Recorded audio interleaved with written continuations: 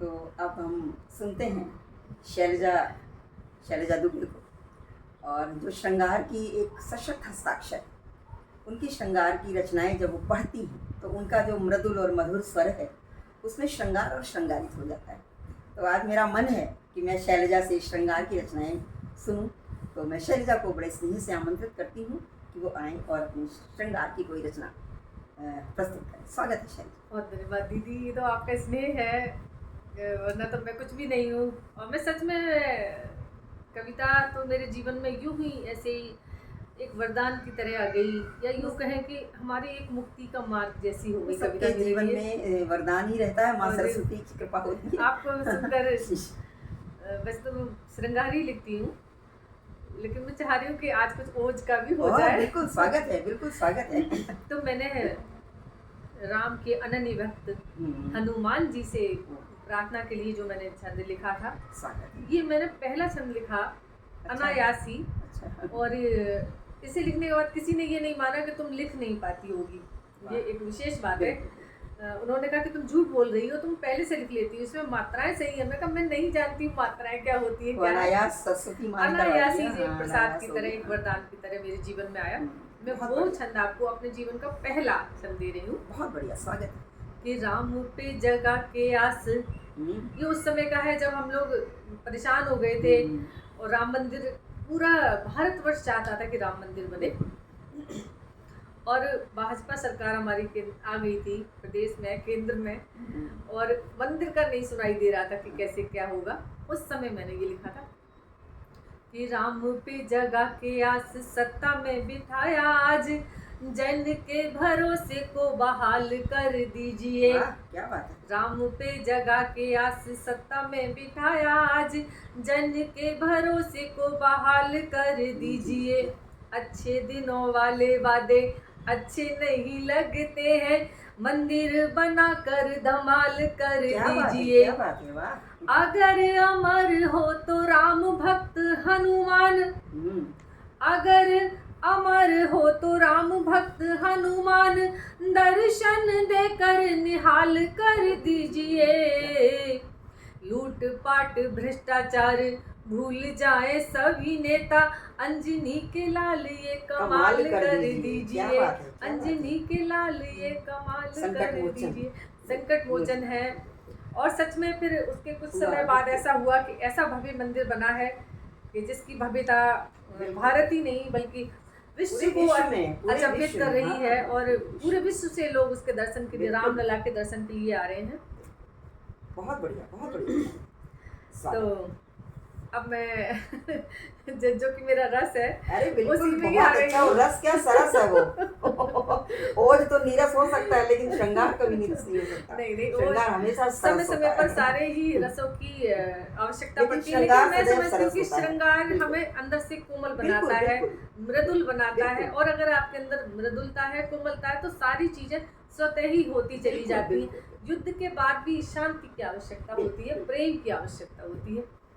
तो मैं स्वागत है, एक मुक्तक दे रही हूँ कि और मैं एक बात कहना चाहती हूँ कि श्रृंगार में होता है आधार प्रेम। हाँ। और हम रचनाकारों की लेखनी का आधार प्रेम होता है। तो प्रेम वो किसी के प्रति भी हो सकता है, जो देश के लिए होता है, वो उसको भी हम श्रृंगार, वो भी प्रेम है। और हम प्रकृति के ऊपर लिखते हैं, हम अपने प्रेमी और प्रेयसी के लिए लिखते हैं, वो सब आधार प्रेम है। अगर हमारी लेखनी का आधार प्रेम नहीं होगा, हम लेखन नहीं कर सकते। और श्रृंगार तो रसराज है, रसों का राजा कहा जाता है। तो स्वागत है शैलजा। मुझे भी बहुत अच्छा लगता है श्रृंगार सुनना।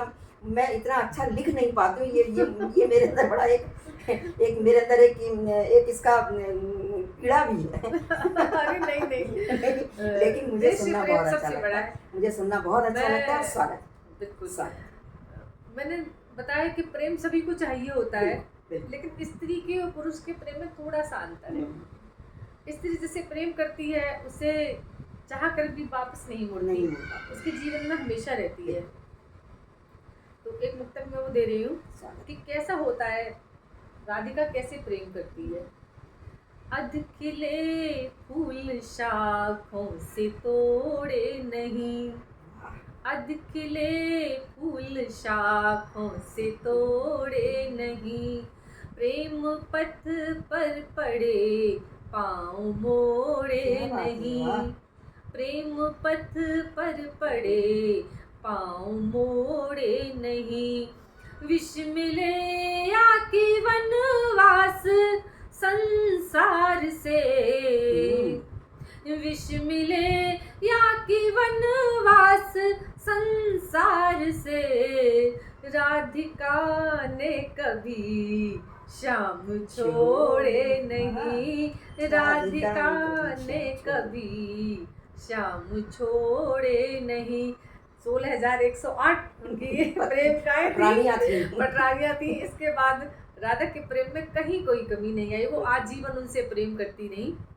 तो एक और दे रही हूँ मैं, स्त्री का प्रेम क्या होता है कि बेचैन अंबर के लिए, बेचैन अंबर के लिए बादल बना कर ले गई, मेरे हृदय की पीर ही घायल बना कर ले गई।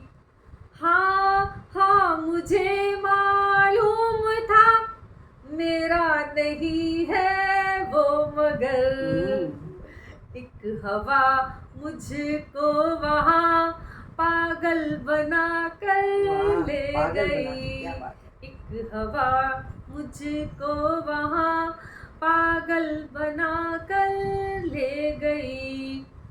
और क्या होता है कि जब कोई स्त्री प्रेम में आती है, चाहे हम किसी भी अवस्था में प्रेम में आए, लेकिन प्रेम की अवस्था वाली अवस्था सोते ही हो जाती है, स्वतः हो जाती है। बिल्कुल, हम बचपन में जीने लगते हैं, प्रेम हो जाता है और इस पर कोई किसी का वश नहीं है।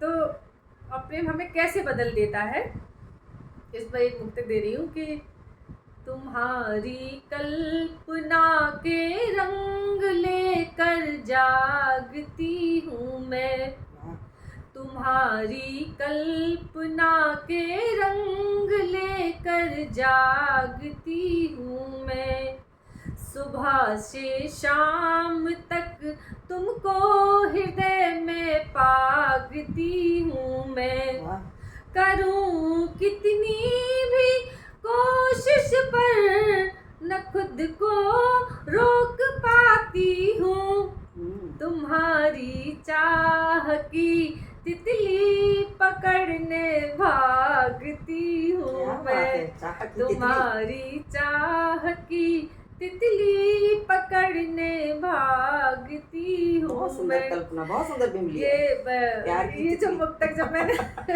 मैंने इसको पढ़ा था, एक कार्यक्रम था मेरा बरेली में, फिर कई दिनों बाद वहाँ से किसी श्रोता का मेरे पास फोन आया, तो कह रहे शैलजा जी वो तुम्हारे याद की तितली यहीं उड़ रही है। बिल्कुल, बहुत सुंदर बहुत अच्छा है, उड़ने दीजिए।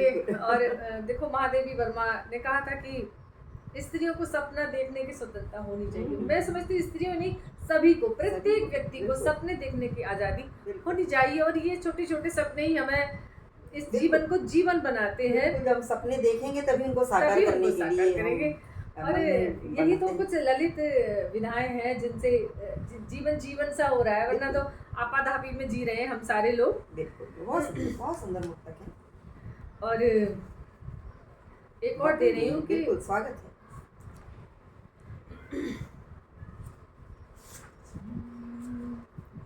मैं तुझ में खो गई हूँ और तू भी खो गया मुझ में, मैं तुझ में खो गई हूँ और तू भी खो गया मुझ में, खुशी के बीज जाने कब तू आकर बो गया मुझ में, बिना ही बात में बातें किए जाती हूँ खुद से ही, बिना ही बात में बातें किए जाती हूँ खुद से ही, न जाने कौन सा जादू ये आखिर हो गया मुझ में, न जाने कौन सा जादू ये आखिर हो गया मुझ में। क्या बात है, बहुत बहुत धन्यवाद। ऐसे ही बहुत सारे मुक्तक है, गीत है।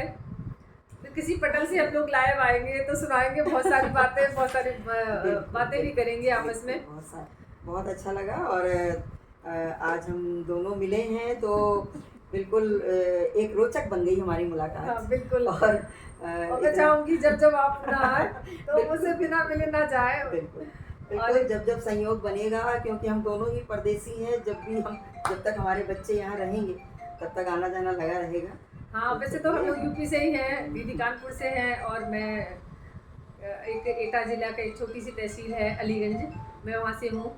और जल्दी देखो हम लोग कुछ ना कुछ ऐसा करेंगे, फिर मिलेंगे, वहाँ कोई कार्यक्रम करेंगे तो मिलेंगे। बहुत बहुत आभार, धन्यवाद आप सभी दर्शकों का, बहुत प्रणाम, नमस्कार।